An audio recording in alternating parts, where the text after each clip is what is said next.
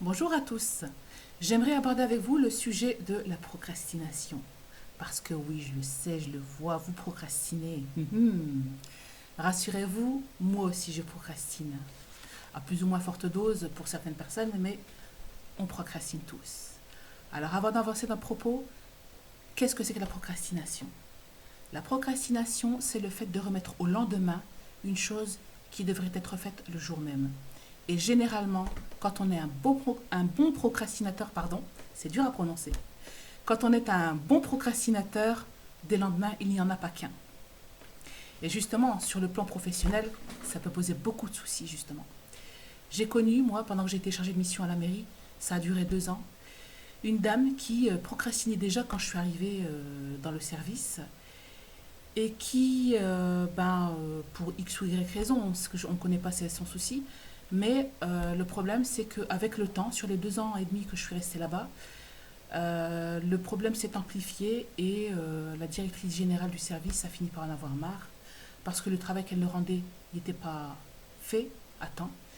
Pire encore, à un moment donné, elle commençait à le rendre à le rendre un peu mal fait et nous qui étions ses collègues, on devait simplement refaire à sa place. Ce qui est arrivé pour cette personne, elle n'a pas été virée parce qu'elle était fonctionnaire. Par contre, elle a été mise à un poste beaucoup moins important pour elle, au niveau des tâches, au niveau de la fonction. Elle n'a pas perdu de salaire, comme je vous le dis, parce qu'elle était fonctionnaire, mais au niveau de son estime, au niveau de l'estime d'elle-même, de sa confiance en elle, ça n'a pas arrangé les choses. Et justement, c'est l'écueil qu'on a tendance à faire, c'est de taxer les personnes qui procrastinent comme étant des personnes fainéantes et mal organisées. Or, la procrastination, c'est un problème qui est beaucoup plus profond que ça. C'est un comportement psychologique qui s'installe au fur et à mesure du temps et qui en devient une habitude. Et la procrastination tient son origine du fait que on a peur du danger. C'est parce qu'on a peur de quelque chose qu'on commence à procrastiner.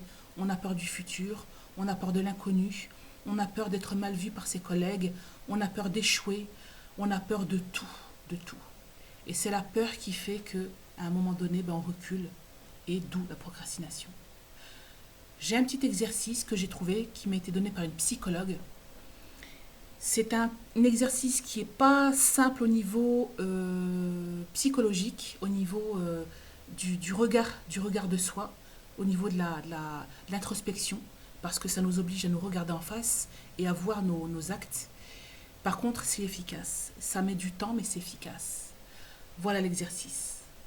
Durant 7 jours, vous allez noter sur un cahier, c'est mieux qu'une feuille, parce que vous allez y revenir, toutes les actions pour lesquelles vous avez décidé de procrastiner. Et à côté de chaque action que vous avez décidé de procrastiner, vous allez noter à côté toutes les excuses que vous avez trouvées qui ont fait que vous voulez procrastiner. Peu importe ce que c'est. Ne jugez pas ce que vous faites. Si c'est pour aller faire du shopping, regarder la télé, je sais pas, trouvez ce que... Enfin, les excuses, elles sont toujours là, il y en a des tonnes. Écrivez-les toutes, sans vous censurer. Une fois que vous avez fait ça, vous allez vous noter. C'est-à-dire qu'au moment où vous procrastinez, vous allez noter le sentiment que vous ressentez à ce moment-là. Et généralement, c'est une satisfaction. Parce qu'on a l'impression d'avoir échappé à quelque chose de grave.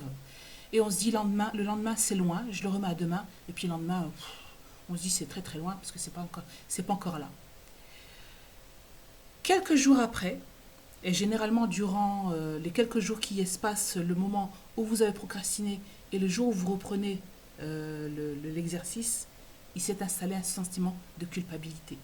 Et justement, quelques jours après, vous reprenez justement cette procrastination-là, cet acte que vous avez procrastiné, ou tous, et vous revoyez votre sentiment. Et comme je viens de vous le dire, généralement, c'est plus un sentiment de joie, c'est plus un sentiment de satisfaction, c'est un sentiment de culpabilité.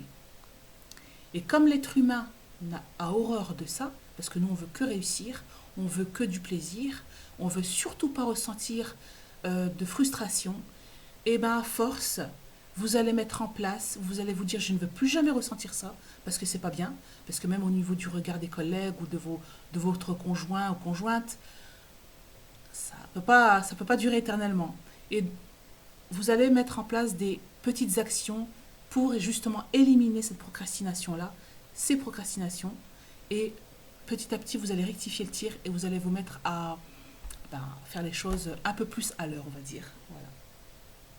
Moi, c'est un exercice que j'ai trouvé il y a quelques mois de ça, que je fais, qui n'est pas très simple, hein, je vous le dis, parce que on voit sur papier tout ce qu'on procrastine, et je peux vous dire qu'il y en a des fois. Hein. Voilà, c'est un petit exercice que je vous invite à faire, si vous voulez.